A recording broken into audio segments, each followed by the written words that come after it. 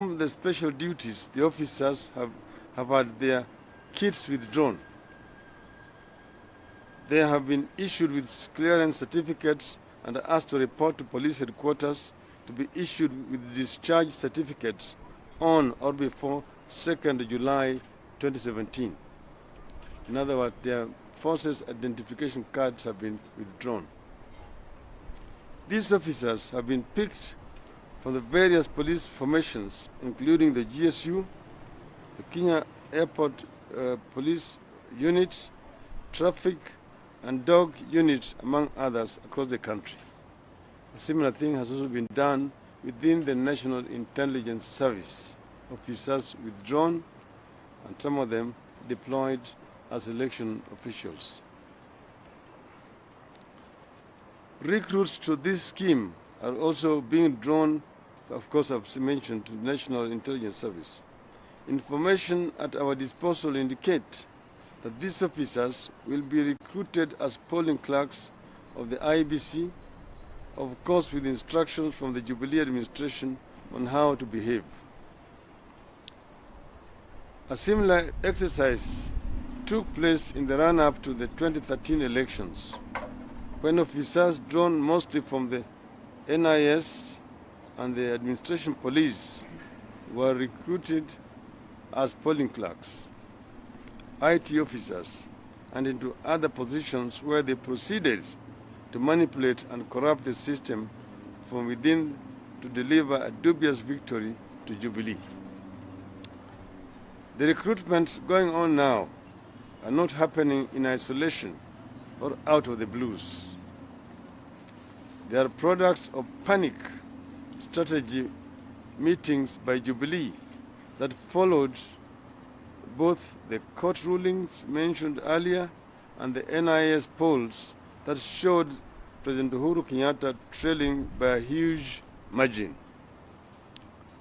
You have details of a meeting dated Nairobi, Friday, 16th June 2017, whose preamble said that an opinion poll commissioned by the National Intelligence Service the week before had caused massive panic in government as it put the race at 30% to 70% in favor of NASA. It was after this poll that Jubilee hurriedly formed a team that discussed, in their own words, 3 possible scenarios of the impending general election outcomes and their likely repercussions. The recruitment of police officers into election activities and the mobilization of other security agencies for so-called peace operation fall within the recommendations of the Jubilee team under scenario number 2, which was an undisputed Raila win.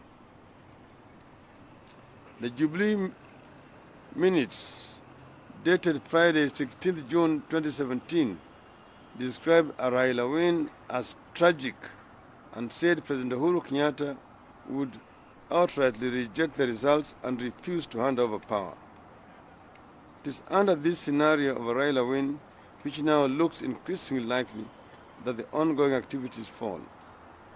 The Jubilee strategy team had recommended, among other things, use of police officers as polling officials, presiding officers, polling clerks, and polling or party agents.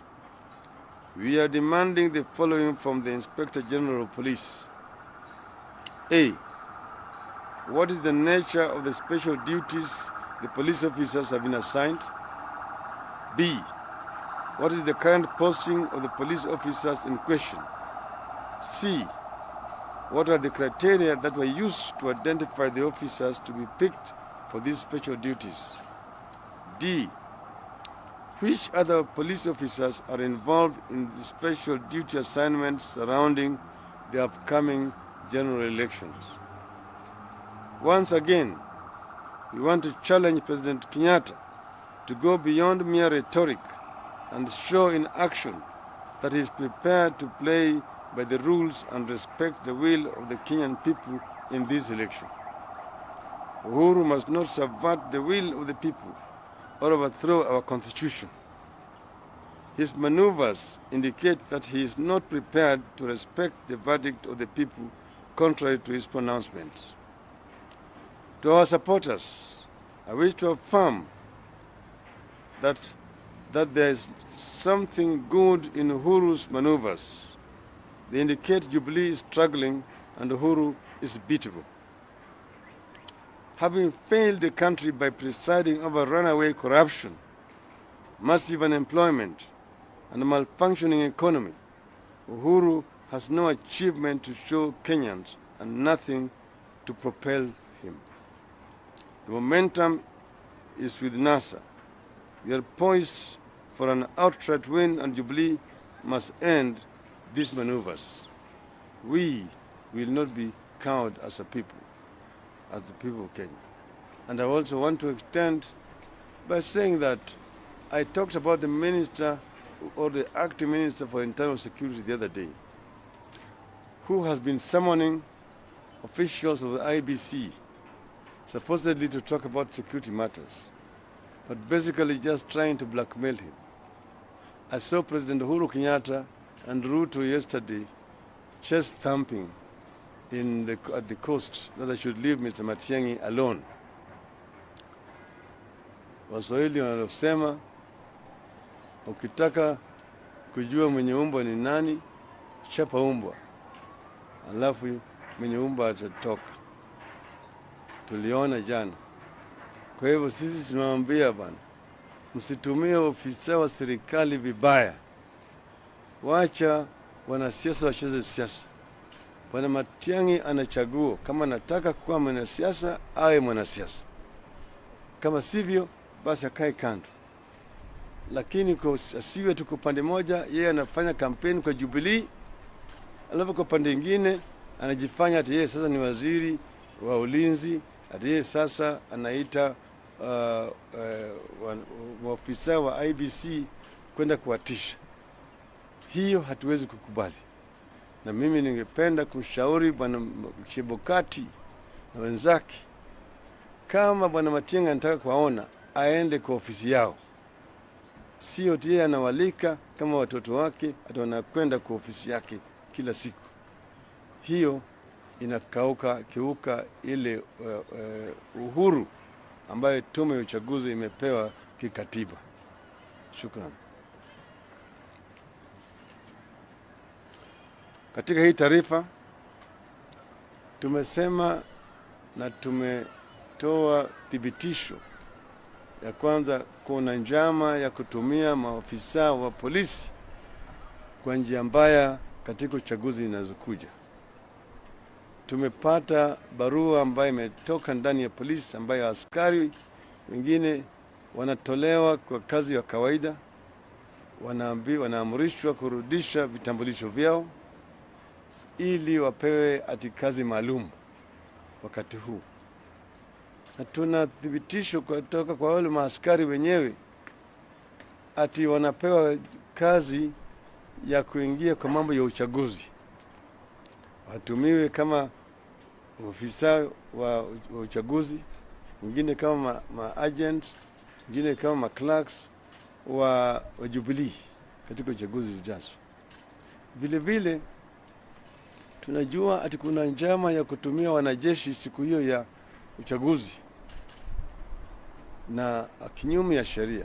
Vile ninavyojua, rais hana uwezo wa kutumia jeshi au kutoa amri ya jeshi watoke kwenye vituo vya kijeshi na kuja kwa barabara bila idhini ya bunge.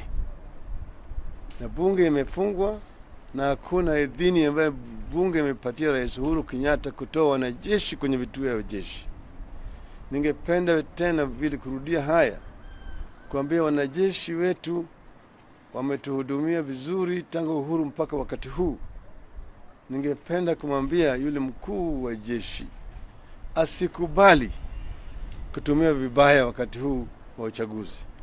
Asikubali kutumia jeshi kukaa katikati ya Wakenya na uamuzi wao. Waache Wanakenya wafanye uamuzi kama Wakenya kwa njia ya kiamani na njia ya kiraia.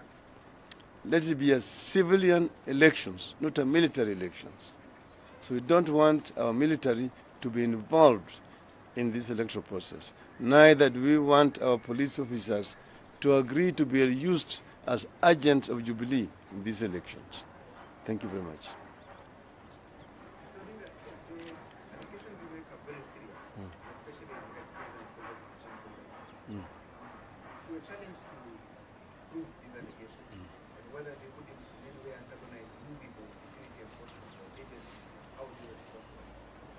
We are going to give you written evidence of what we are talking about. I mean, just not talking out of the blues.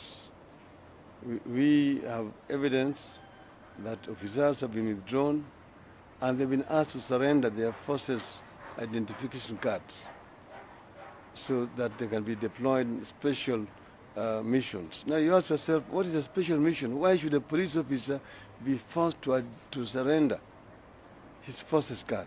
Then it becomes an ordinary year. Yet he's not being dismissed from the services. It means he's going to be deployed for clandestine purposes. And it's clear. Some of them have spoken. They're also Kenyans. So I'm not making wild allegations. I'm talking about something that is substantiatable. When this matter came up previously, the response that came from the government was that these officers are being deployed to the National Intelligence Service, and that is the normal procedure, and that they cannot go there as police officers, so they have their badges and other equipment from the police withdraws so that they can function as NHNA.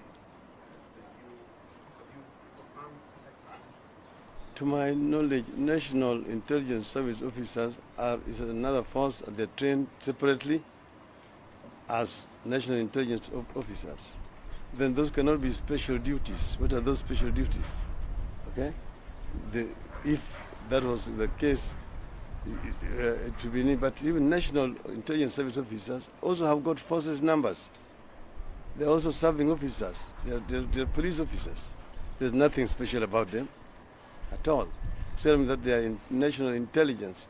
These ones are regular police officers.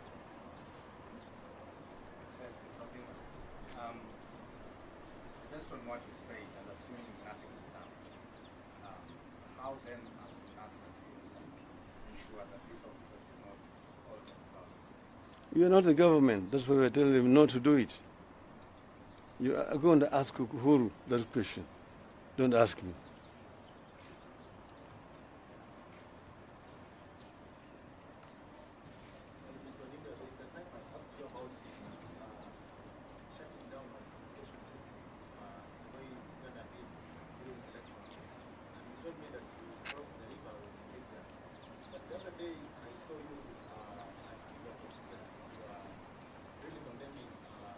Kaparo.